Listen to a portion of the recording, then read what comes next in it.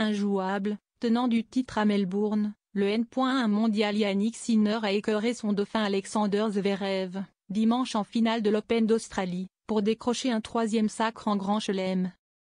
L'Italien de 23 ans, désormais le joueur le plus titré de son pays dans les majeurs, s'est imposé 6-3, 7-6, 7-4, 6-3 face à l'Allemand, deuxième du classement ATP.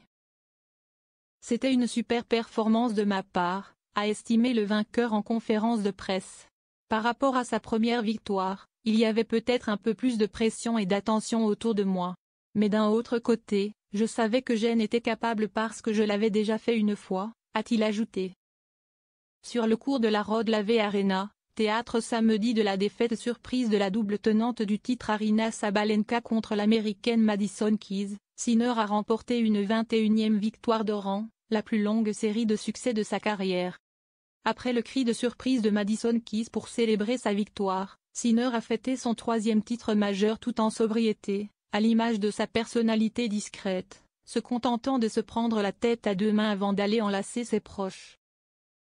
Après ce troisième revers en autant de finales en Grand Chelem, Zverev lui allait s'asseoir sur son banc les yeux humides, son regard se perdant dans le vide pendant quelques instants. Si est nul d'être à côté de ce truc et de ne pas pouvoir le toucher, a ri jaune l'Allemand en ouverture de son discours d'après-match, prononcé à quelques centimètres du trophée du vainqueur. Yannick, tu es de loin le meilleur joueur au monde. J'espérais pouvoir te mener la vie plus dure aujourd'hui, dimanche, mais tu es juste trop fort, a ajouté Zverev. Sinner a exhorté son adversaire malheureux à continuer à croire en lui.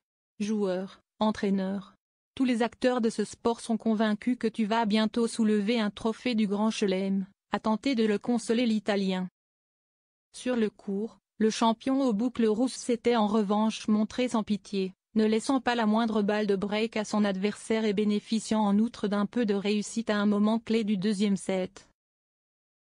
L'Italien, vainqueur de l'Open en 2024 en plus de ses deux titres à Melbourne, n'a plus été vaincu depuis la finale du tournoi de Pékin en octobre, en dépit d'une affaire de dopage dans laquelle le tribunal arbitral du sport, TSA, doit l'auditionner mi-avril.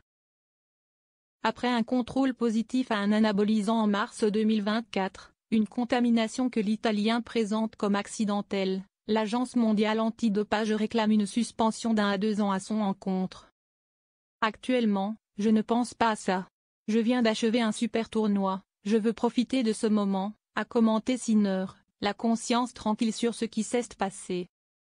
Le patron du circuit masculin a confirmé en Australie sa suprématie actuelle sur dur, une surface sur laquelle il avait remporté en novembre ses premières finales ATP et une deuxième Coupe Davis d'affilée avec l'Italie.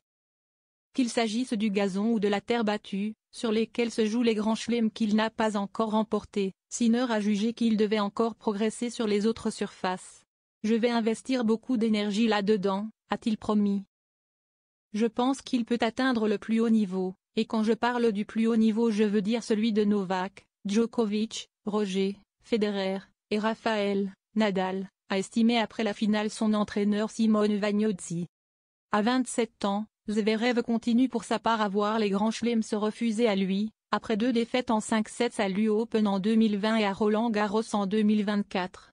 Dernier Allemand sacré dans un majeur chez les hommes, en 1996 à l'Open d'Australie, Boris Becker devra donc encore patienter pour trouver son successeur.